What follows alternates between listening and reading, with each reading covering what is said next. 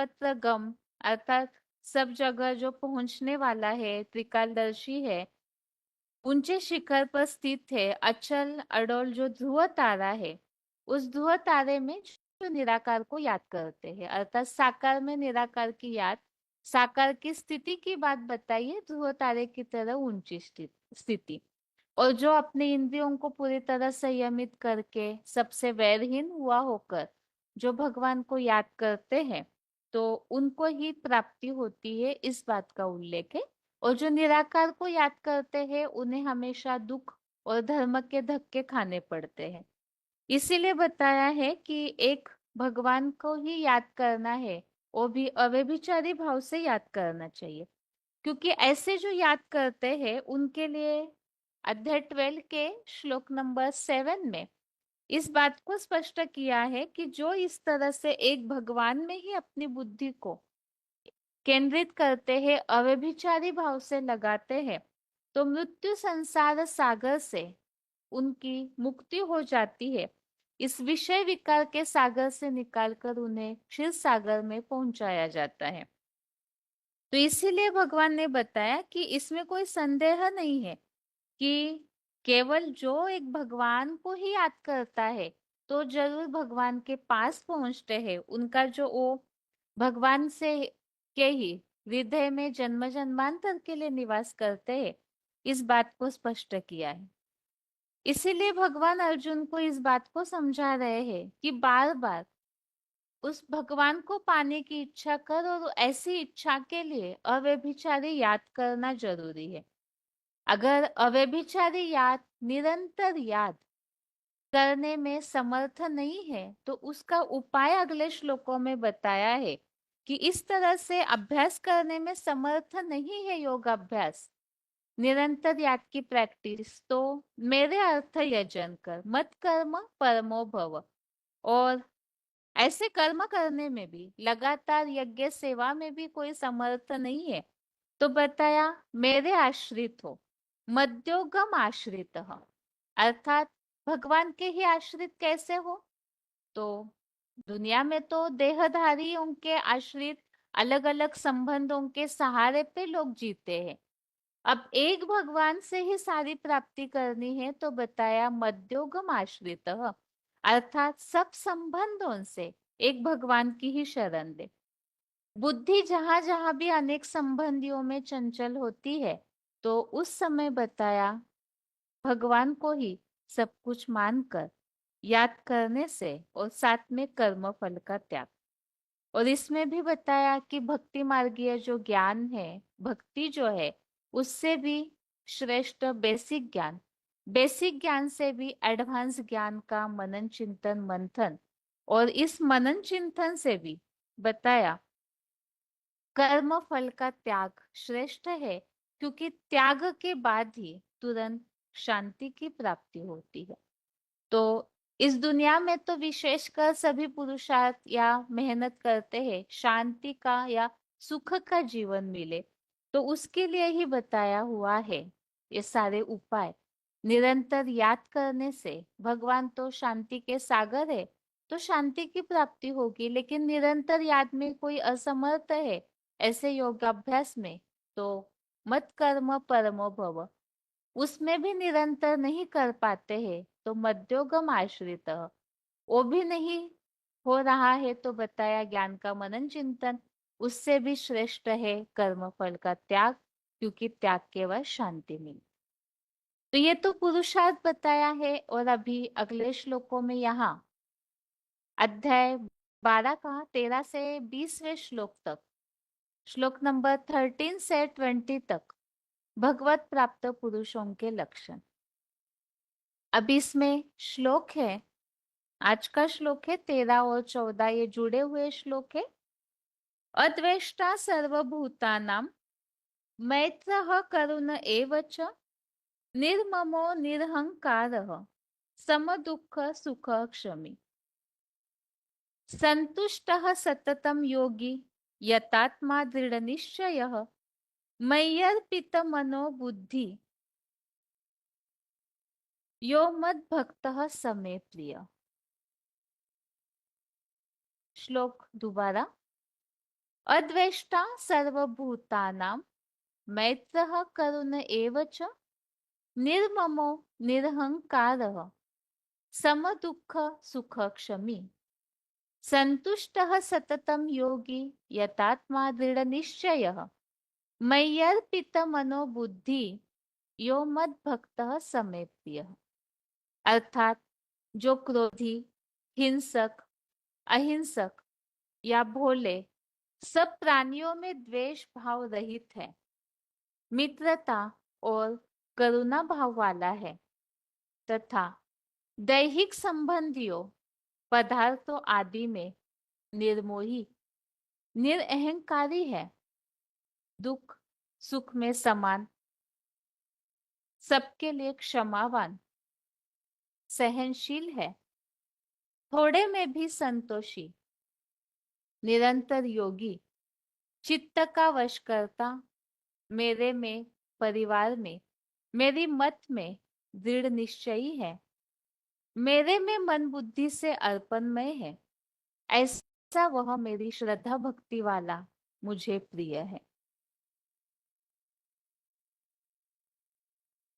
तो श्लोक में भगवान को जो प्रिय भक्त है उनके लक्षण बताए हुए हैं कि कैसी आत्माएं भगवान को प्रिय होती है।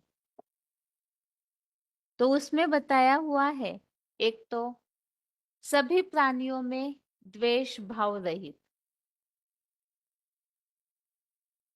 मित्रता और करुणा भाव वाला, करुणा भाव अर्थात दया, और देह के पदार्थों के प्रति निर्मोही, निरअहंकारी अर्थात कोई भी प्रकार का अहम या जैसे हमने 16वें अध्याय में समझा घमंड होना, देह का भान, देह के मान मर्तबे की इच्छा न होना, निरहंकारी भाव, दुख और सुख में समान एक रस अवस्था, सबके लिए क्षमावान, संतोषी, चित्त का वश करता अर्थात मन बुद्धि को पूरी तरह से कंट्रोल किया हुआ, दृढ़ निश्चयी और एक भगवान में ही मन बुद्धि से अर्पण में। अब ये लक्षण क्या क्या होते हैं ये तो श्लोक समझते समय हमने पॉइंट के द्वारा समझे ही थे। आज के क्लास में फिर से उन पॉइंट्स को एक बार दोहराते हैं ताकि ये स्थिति प्रैक्टिकल में कैसे आनी चाहिए वो समझ में आए, इसलिए आगे पॉइंट्स समझेंगे। बाकी पहले श्लोक का उच्चारण।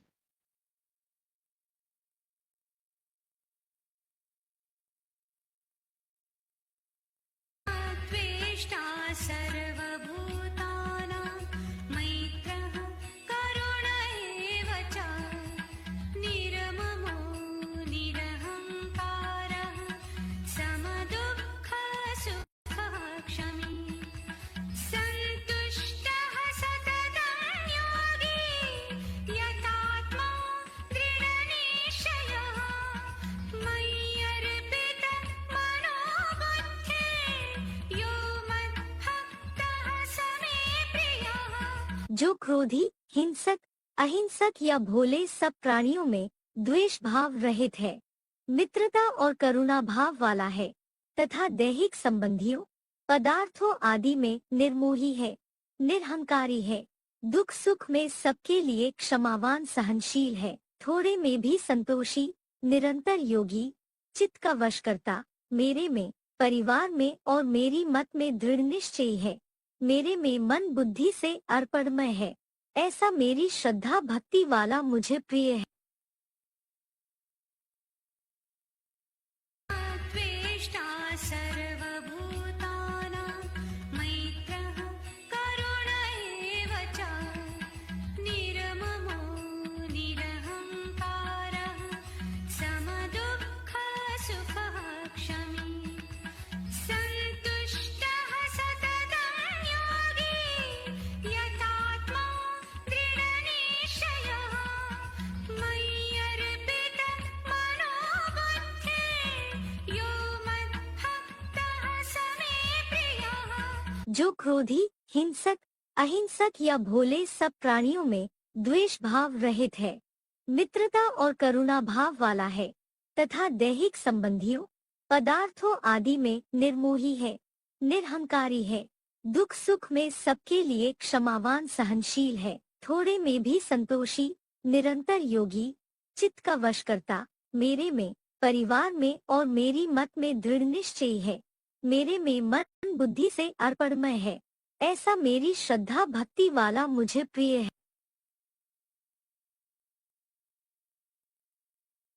अभी श्लोक में जो हमने बातें समझी थी, एक तो सभी प्राणियों में द्वेष भाव रहित, इसके लिए 11वें अध्याय का जो अंतिम श्लोक है उसमें हमने समझा था सभी प्राणियों में वैरहीन हुआ, अर्थात किसी के भी प्रति कोई असमान भाव न हो, सबके प्रति समान भाव, कोई भी प्रकार का द्वेष भाव न होना।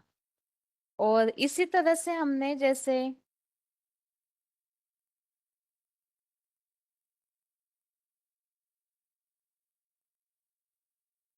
मित्रता की बात है तो 5वें अध्याय का 29 नंबर श्लोक, अध्याय 5 का श्लोक नंबर 29, इस श्लोक में मित्रता की बात के लिए उल्लेख आया हुआ है,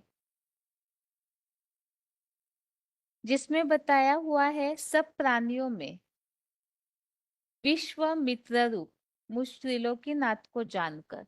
तो इसमें बताया है सबके प्रति मित्रता भाव, तो ऐसा मित्रता भाव तो एक भगवान में ही है, तो उस तरह से गुणों की धारणा करने की बात, और दया भावना जो करुणा भावना की बात बताई हुई है।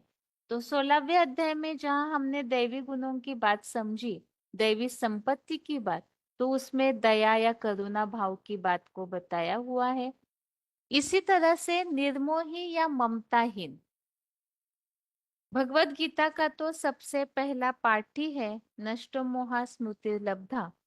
तो ऐसे उल्लेख तो कई सारे श्लोकों में है, विशेषतः अनासक्ति की बात को लेकर तो भगवत गीता में काफी श्लोक है। बाकी यहाँ निर्मोही ये शब्द जहाँ आया हुआ है केवल इस श्लोक को ही हम यहाँ देखते हैं, अध्याय 2 का श्लोक नंबर 71, दूसरे अध्याय का 71वां जो श्लोक है इसमें इस बात को बताया हुआ है। एक तो निरहंकारी भाव और निर्मोही के लिए यहाँ ममताहीन इस तरह से उल्लेख आया हुआ है, और निरहंकारी भाव इस बात का भी उल्लेख है निर्माण और नम्र चित्त भाव। और तीसरे अध्याय का 30वां श्लोक, अध्याय 3 का श्लोक नंबर 30, इसमें भी ममताहीन होने की बात आई हुई है कि निर्मोही अर्थात ममताहीन होकर के युद्ध कर, और सुख दुख में समान, समान स्थिति के श्लोक तो काफी सारे हमने समझे हुए ही है। इसमें से दूसरे अध्याय का 15, अध्याय 2 का श्लोक नंबर 15 और 38, इन दोनों श्लोकों में भी सुख दुख, सर्दी गर्मी, मान अपमान, इन सब स्थितियों में समान रहने की बात बताई हुई है। ऐसे ही अध्याय 6 का श्लोक नंबर 7 और 32, छठवें अध्याय का 7वां और 32वां, इन दोनों श्लोकों में भी इस तरह की बात आई हुई है, समान रहना, हर स्थिति में समान होना चाहिए। इसके अलावा श्लोक में जो बात आई हुई है संतुष्ट, अर्थात संतोषी रहना, सब परिस्थितियों में संतुष्टता, इसके लिए अध्याय 2 का श्लोक नंबर 55, दूसरे अध्याय का 55 नंबर श्लोक, इसमें इस बात को इस तरह से बताया हुआ है। एक तो यहाँ इच्छा मात्रम अविद्या की बात आई है, तो जो इच्छा मात्रम अविद्या है और बताया अपने आप से ही आत्मष्टार में स्थित रहता है, कामनाओं को भली भांति त्याग करके अपने आप से ही आत्मिक स्थिति में आत्मष्टार में संतुष्ट रहना, अर्थात जैसे मुरलियों में इस बात के लिए आता है कैसी भी स्थितियां हो परिस्थितियां हो संतुष्ट रहने की बात। और चौथे अध्याय में जहाँ बात आई हुई है यदुच्छा लाभ संतुष्टो द्वंद्वातीतो विमत्सर, तो इस श्लोक में भी जैसी भी स्थिति परिस्थितियां हो लेकिन संतुष्ट रहना आना चाहिए, इस बात को स्पष्ट किया हुआ है। क्योंकि जीवन में उतार चढ़ाव तो आते ही है, तो हर समय अनुकूल स्थिति परिस्थितियां नहीं मिलती है, जिसके लिए बताया है चौथे अध्याय का 22। अध्याय 4 का 22 नंबर श्लोक में भी बताया, संयोगवश जो मिले या न मिले, ऐसी प्राप्ति से भी संतुष्ट रहने वाला कोई कर्मों के बंधन में नहीं पड़ता है। निरंतर योगी, और इसके अलावा बताया हुआ है चित्त का वश करता, मन बुद्धि को पूरी तरह से कंट्रोल किया हुआ। तो अध्याय 4 का श्लोक नंबर 21, मन को कंट्रोल करना, चित्त या इंद्रिय क्रिया का वश करता, इस तरह से बहुत से उल्लेख भगवत गीता में भावार्थ में हमने समझे हैं। तो चित्त का वश करता, ये बात बताई है चौथे अध्याय का 21, अध्याय 4 का श्लोक नंबर 21। इस तरह से ही पांचवें अध्याय का 25 और 26, अध्याय 5 का श्लोक नंबर 25 और 26, इसमें भी मन बुद्धि चित्त का वश करता ये बात आई हुई है। यहाँ अतीन्द्रिय सुख प्राप्ति के प्रसंग में इस बात को बताया हुआ है, मन बुद्धि का वश करता, संयमित मन बुद्धि वाले, इस तरह से। ऐसे ही छठवें अध्याय में भी जहां बात आई है, अध्याय 6 का श्लोक नंबर 12, इसमें भी योगियों को किस स्थिति में होना चाहिए वो समझाते समय अध्याय 6 का श्लोक नंबर 12 में भी चित्त और इंद्रिय क्रिया का वश करता योग लगाए, मन को एकाग्र करे, इस तरह से उल्लेख आया हुआ है। तो मन बुद्धि जो है वो कंट्रोल में रहने से ही याद की स्थिति, क्योंकि 12वें अध्याय में तो बात चल रही है योगी बनने की, किस तरह से अव्यभिचारी और निरंतर योगी बन सकते हैं, तो उसके लिए इन सब बातों की आवश्यकता है। वैसे इस श्लोक में जहां भी ये बात आई हुई है, सब प्राणियों में द्वेष भाव रहित, क्योंकि इसमें भी मन की चंचलता निहित आती ही है, क्योंकि संकल्प चलते हैं औरों के प्रति द्वेष या ईर्ष्या के, इसलिए द्वेष भाव रहित। ऐसे ही सुख दुख में समान, क्योंकि सुख आए चाहे दुख आए, वो भी विचारों में ही एकाग्रता भंग रहती है, इसलिए उसमें भी समान, अर्थात एक रस और एकाग्र अवस्था, इससे ही योगी पने की जो स्टेज है वो निरंतर और अव्यभिचारी बन सकती है। ऐसे ही मेरे मत में परिवार में दृढ़ निश्चयी और एक भगवान में ही अर्पण में बुद्धि वाला। तो भगवान में ही अर्पण में बुद्धि की जो बात है, जैसे कई कई श्लोकों में जो उल्लेख हमने समझा है, मन मना भव मत भक्तो मध्याजी माम नमस्कुरु, एक मेरे प्रति ही यजन कर, मेरे प्रति ही कर्म कर, मेरे में ही मन लगा। तो ये सब जो बातें हैं वास्तव में एक भगवान के प्रति ही मन बुद्धि को अर्पण करने की बात के लिए आए हुए हैं। और ऐसी जो स्थिति बनाते हैं, तो ऐसे भक्त, यहाँ तो मुरलियों के अनुसार हम समझते हैं शिव बाबा को ऐसे बच्चे ही प्रिय है जो इन सब दैवी गुणों की धारणाओं के साथ पुरुषार्थ कर। अभी श्लोक में जो उल्लेख आए हुए हैं, इन्हीं बातों के लिए मुरलियों में कैसी स्थिति होनी चाहिए उसे बताया है, तो उन पॉइंट्स को समझते हैं। पहला है मित्रता की भावना की बात।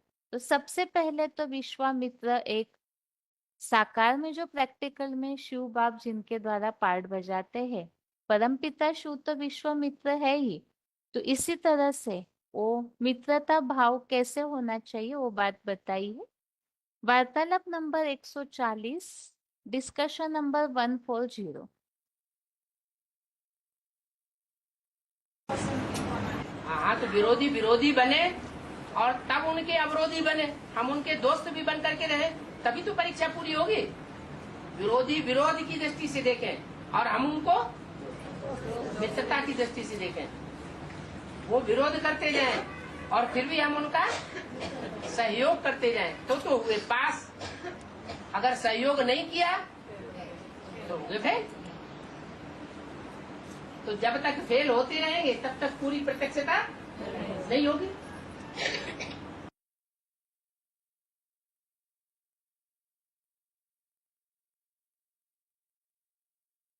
करुणा भाव अर्थात दया भाव के हिसाब से हमने इस बात को समझा। BCD number 360, BCD number 360। बच्चों की दिल होती है रहम दिल बन करके कोई पर रहम करे, तो जो रहम करेंगे वो वर्षा जरूर लेंगे। रहम करना माना धर्मी बनना, और कोई पर रहम नहीं करते हैं। आत्मा सामने आई, देखने में आती है कि यह अज्ञानी है, बाप का परिचय नहीं मिला हुआ है, फिर भी उसको कुछ भी सुनाते नहीं। तो रहमी हुए या बेरहमी हुए, क्या कहेंगे? मान लो रेल में यात्रा करते हैं, आसपास बहुत से लोग आकर के बैठ जाते हैं, 4-6 घंटे बैठते रहते हैं, तो मनहूस होगा तो क्या करेगा? दान नहीं देगा। और फराक दिल होगा, रहम दिल होगा, तो दूसरे को सुनाए बगैर रह नहीं सकेगा, कुछ न कुछ इसको भी अंजलि दे देगा। तो बच्चों को रहम दिल बनकर के रहम करना चाहिए। भक्ति मार्ग में भी कहते हैं जहां दया वहां धर्म है। दया नहीं आती है तो अधर्मी है। दया कहो, रहम कहो, अज्ञानियों के ऊपर रहम आना चाहिए ना। तो ऐसे बच्चे जो रहम दिल वाले होते हैं वो बाप से वर्षा लेते हैं।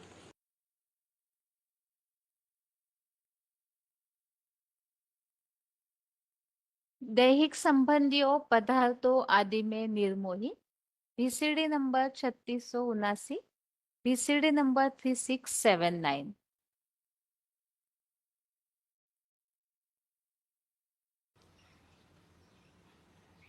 यहाँ ये क्या निर्मोही हो जाना चाहिए ना बच्चे।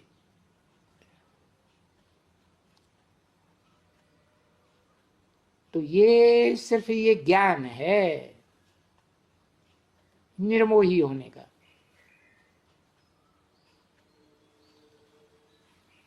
और देखो उस गीता में भी तो लिखा है नष्टो मोहा स्मृति लब्धा। किससे नष्टो मोहा? इस सारी दुनिया से नष्टो मोहा। देह के संबंध, देह के पदार्थों, देह की दुनिया से नष्ट मोह। पुरानी दुनिया से मोह हटाए देना पड़ता है, क्योंकि ये पुरानी कलयुगी दुनिया दुख की दुनिया है ना।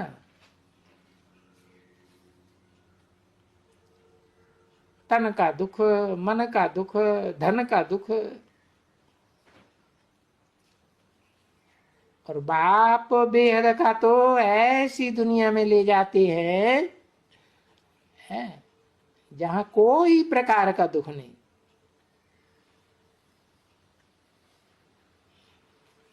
न जन्म का, न बुढ़ापे का, न मृत्यु का।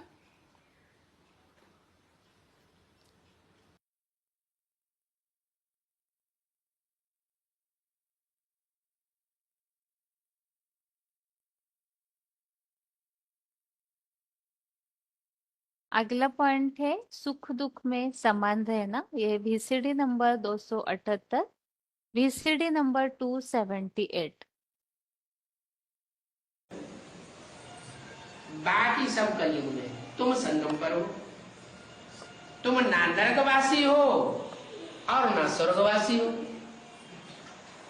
बल नई दुनिया की सौगात तुमको दी है, लेकिन तुम अभी स्वर्गवासी नहीं हो और नरकवासी भी नहीं हो। ये क्या बात? अब बीच में है। हम दुखी भी नहीं होते, हम बहुत सुखी भी नहीं होते। कहते हैं ना सुख दुख में कैसा रहना चाहिए? सुख दुख में समान रहना चाहिए। दुख पड़ता है तो रोना नहीं, दूसरों के सामने अपना दुखड़ा रोना नहीं, और सुख मिलता है तो बहुत खुश नहीं होना। तो तुम अभी न नरकवासी हो न स्वर्गवासी हो, तुम संग युगवासी हो। अभी तुम ब्राह्मण हो, न शूद्र हो न देवता है। देवता कहा जाता है संपूर्ण ब्राह्मण को। तो माया अभी बीच बीच में खाती रहती है, अवस्था नीचे गिरा देती है, दुखी कर देती है।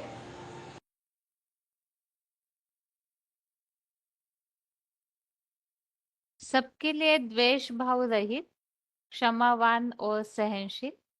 VCD number 16, VCD number 16।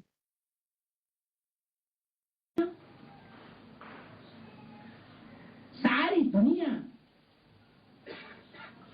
हमारा परिवार है। ब्राह्मणों की सारी ही दुनिया पहला परिवार है। और जब टोटल विनाश होगा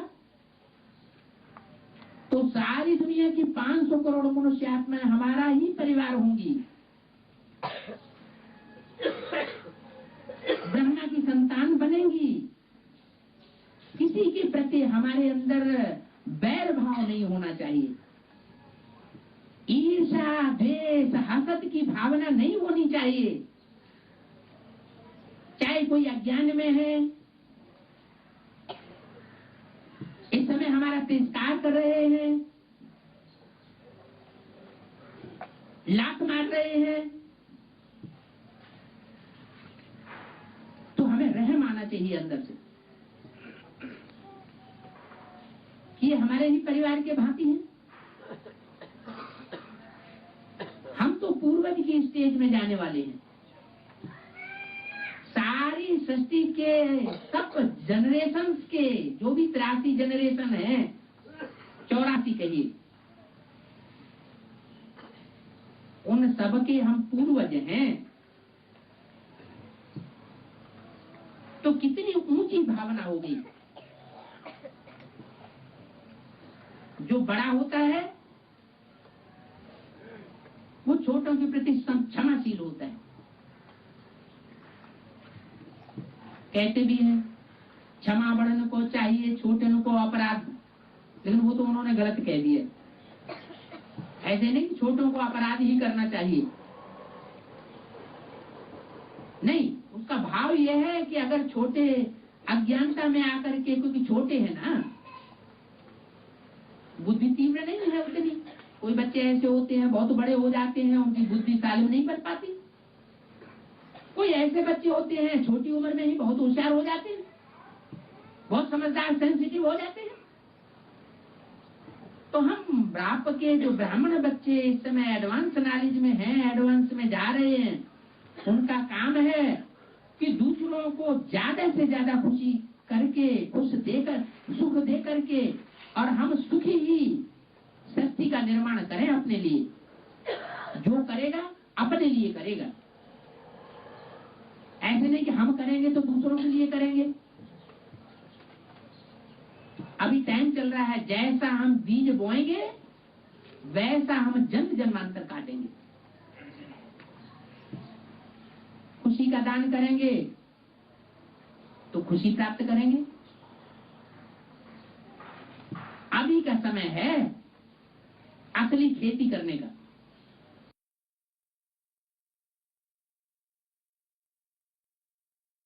अगला पॉइंट है थोड़े में भी Santoshi. VCD number 2696, VCD number 2696। अगर आत्मा को याद नहीं करेंगे, आत्मा अपन को नहीं समझेंगे, तो बाप भी याद नहीं आएगा। और देह समझेंगे तो देह के सब साधन चाहिए।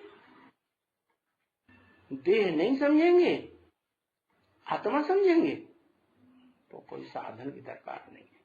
जो मिले अपने पूर्व जन्म के हिसाब के अनुसार, जैसे हमने पाप पुण्य कर्म किए हैं, जो मिलेगा उसमें संतुष्ट रहेंगे। और बाप गारंटी देते हैं शिव बाप हमें गारंटी देते कि नहीं? क्या क्या गारंटी देते हैं? 2 गारंटी देते हैं।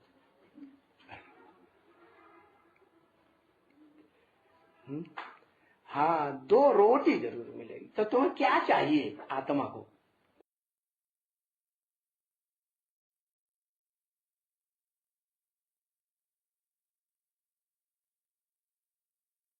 अगला पॉइंट है चित्त का वशकर्ता और निरहंकारी भाव। VCD number 139, VCD number 139। मन अनेक जन्मों के संस्कारों के वशीभूत होकर के कभी नीचे ले जाता है आत्मा की स्थिति को और कभी ऊंची स्टेज में ले जाता है। अप एंड डाउन में आता रहता है। अभी वो मन की शक्ति जो है उसको एकाग्रता के आधार पर कंट्रोल्ड करने की बात है। तो भगवान कहते हैं मन मना भव, मन को मेरे में लगा दो, मन को मेरे में तिरोहित कर दे। भगवान कहते हैं। किसके द्वारा कहते हैं? भगवान शिव सुप्रीम ज्योति बिंदु किसके द्वारा कहते हैं? शंकर के द्वारा कहते हैं कि मन को, मन की जो शक्ति है उसको मेरे में तिरोहित कर दे। मन, तेरे मन के अंदर जो भी संकल्प विकल्प चलते हैं उन संकल्पों विकल्पों की गति को, सरणी को मेरे अंदर समा दे। मन, तेरे अंदर कोई भी ऐसा संकल्प न चले जो मेरे संकल्पों के बरखिलाफ हो। सब प्रकार के संकल्प जो हैं वो मेरे अंदर समा दे। जब संकल्प मात्र भी तेरे मेरे संकल्पों के अनुकूल बन जाएंगे, इतनी ज्ञान की पराकाष्ठा तेरे अंदर आ जाएगी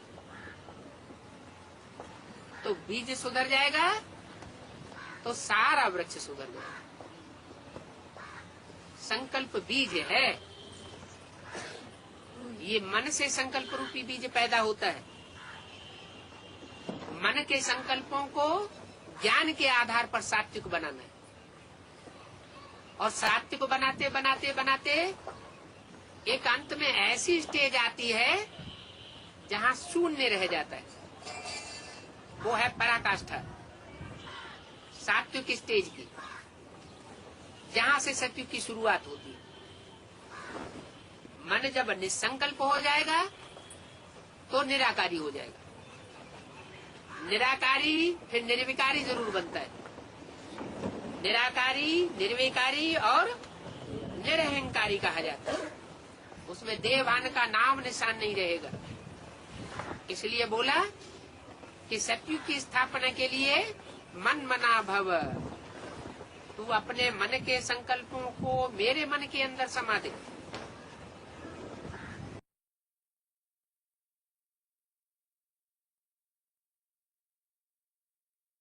मेरे में, परिवार में और मेरी मत में दृढ़ निश्चय। VCD नंबर है 1274, VCD नंबर 1274। परिवार की भी विशेषता को जानना और परिवार में चलना, ये एक महान सब्जेक्ट है। पहले भी सुनाया था। इस ज्ञान का फाउंडेशन है निश्चय, और निश्चय में 4 बातें आती हैं। 31/3/2010 की अव्यक्तवाणी का 3रा पेज। जो निश्चय में 4 बातें आती हैं वो है बाप, साथ में दादा तो है ही, और नॉलेज में, ड्रामा में, परिवार में, चारों में ही दृढ़ निश्चय। तो निश्चय बुद्धि हो,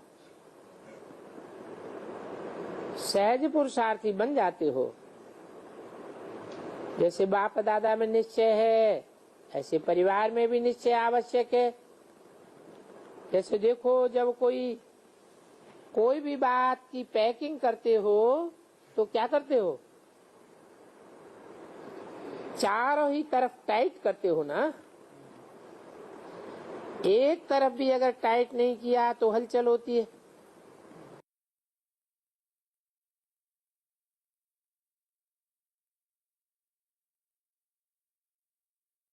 मेरे में मन बुद्धि से अर्पण में अर्थात पूरी तरह से एक भगवान के प्रति ही अर्पण में होने की बात। वार्तालाप नंबर 378, डिस्कशन नंबर 378।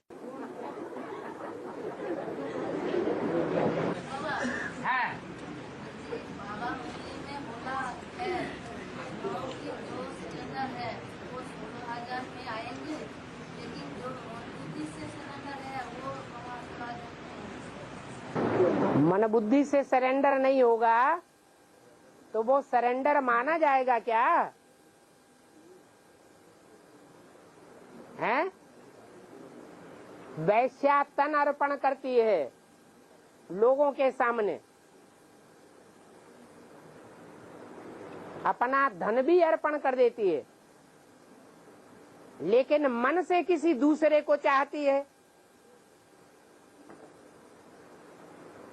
तो संपूर्ण सरेंडर कही जाएगी? नहीं कही जाएगी। जिसकी मन बुद्धि पूरी अर्पण हो गई,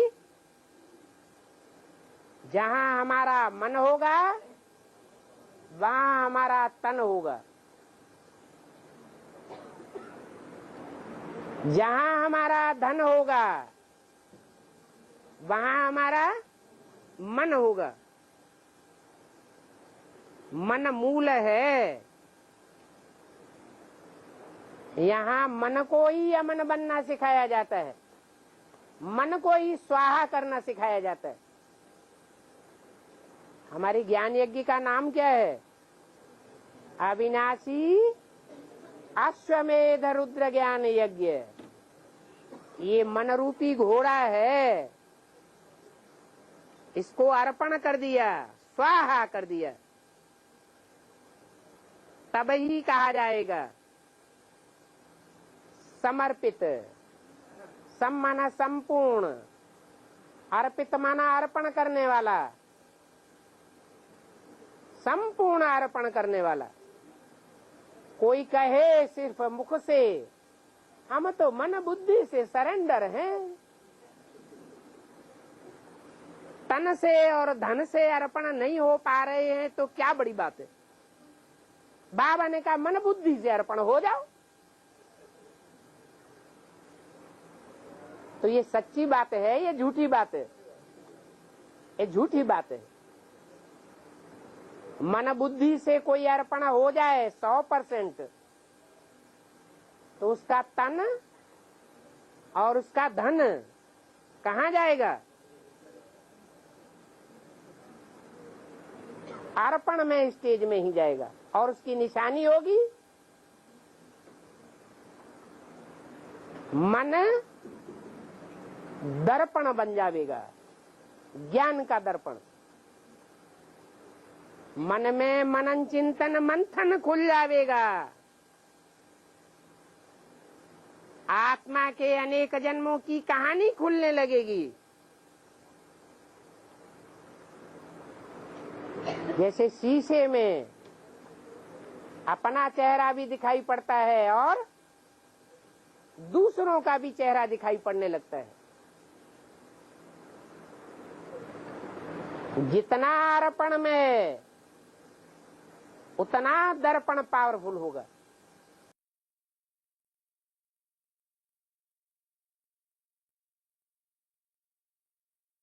श्लोक में बात आई है निरंतर योगी बनने की। ये ऑडियो नंबर 332, ऑडियो नंबर 332। जब वो सुप्रीम सोल साकार बनता है तभी विपरीत और प्रीति का सवाल पैदा होता है। शरीर के बिना प्यार हो नहीं सकता। तो सबसे प्यारा, सबसे ऊंचा बात है ना, तो और क्या याद आएगा? सिर्फ बीच बीच में अपने को चेक करते रहो। थोड़ा भी परसेंटेज कम हो तो उसको बढ़ा देना चाहिए, फिर माया को आने की मार्जिन ही नहीं रहेगी। माया बीच में अंतर देखती है, तो जहाँ ट्रेन की सीट खाली होती है तो कोई आकर के बैठ जाता है। तो निरंतर याद में अंतर न पड़े, फिर माया को आने की मार्जिन नहीं रहेगी।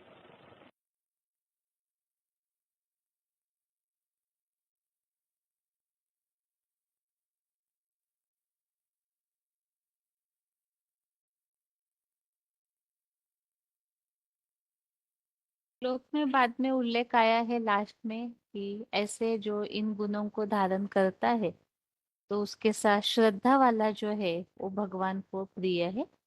ये VCD नंबर जो है 677, VCD नंबर 677। ज्ञान के आधार पर तुम बाप की ओर आकर्षित होते हो। ज्ञान अर्थात जानकारी, पहचान। तुम्हारी बुद्धि में असली पहचान बैठती है। इसलिए बाप कहते हैं मुझे ज्ञानी तू आत्मा प्रिय लगती है। भक्त आत्मा प्रिय नहीं है।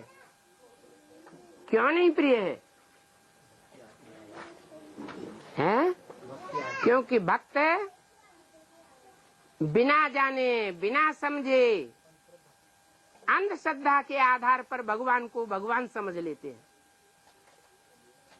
और ज्ञानी तू आत्मा है, श्रद्धा, विश्वास और बुद्धि की तराजू पर तौल करके भगवान को पहचानते हैं।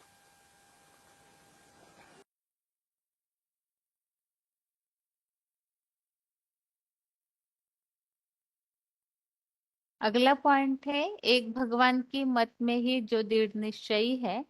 VCD number 1374, VCD number 1374। अभी राम शिव बाबा मत देते हैं।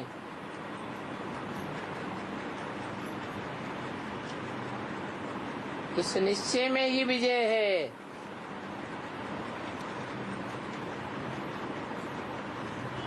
ऐसे समझने में कभी नुकसान नहीं होगा। अगर नुकसान समझते भी हैं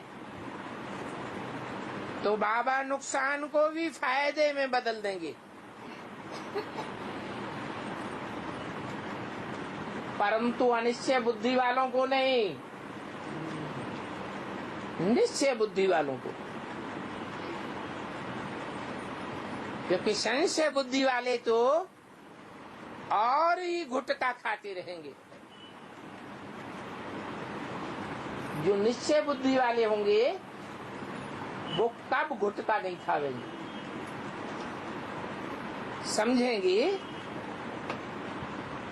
जरूर शिव बाबा इस रथ पर बैठा है। वो शिव बाबा ही हमको मत देते हैं। पक्का निश्चय बुद्धि वाले को कब भी कोई प्रकार का घाटा नहीं पड़ सकता। बाबा खुद गारंटी करते हैं।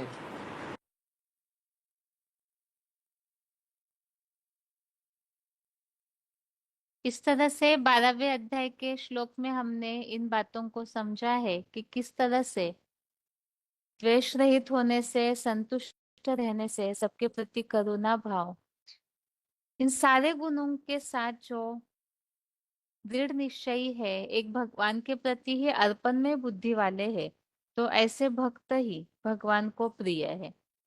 और अभी आज का श्लोक एक बार रिवाइज करके आज का क्लास पूरा करते हैं।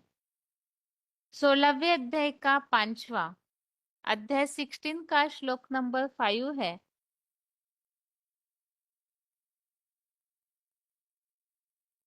दैवी संपत विमोक्षाय निबंधाय आसुरी मता मा शुचः संपदम दैवीम अभिजातोसि पांडव। श्लोक दोबारा। दैवी संपत् विमोक्षाय निबंधाय आसुरी मता मा शुचः संपदम दैवीम अभिजातोसि पांडव। अर्थात दैवी संपत्ति दुखों से मुक्ति के लिए है। अवगुण रूप राक्षसी संपदा नारकीय दुखों में बंधने के लिए मानी गई है। परंतु हे पांडव, तू कभी भी दुखी मत हो, क्योंकि तूने राक्षसों के बीच प्रहलाद की ही दैवी संपत्ति के साथ जन्म लिया है। तो इस श्लोक में जैसे इस बात को समझाया है कि दैवी संपत्ति अर्थात दैवी गुण जो होते हैं वो दुखों से मुक्ति के लिए है। अर्थात जितना ही निर्विकारी बनेंगे और दिव्य गुणों की धारणाओं को करते जाएंगे तो उतना ही स्वतः ही दुखों से मुक्ति होती जाएगी।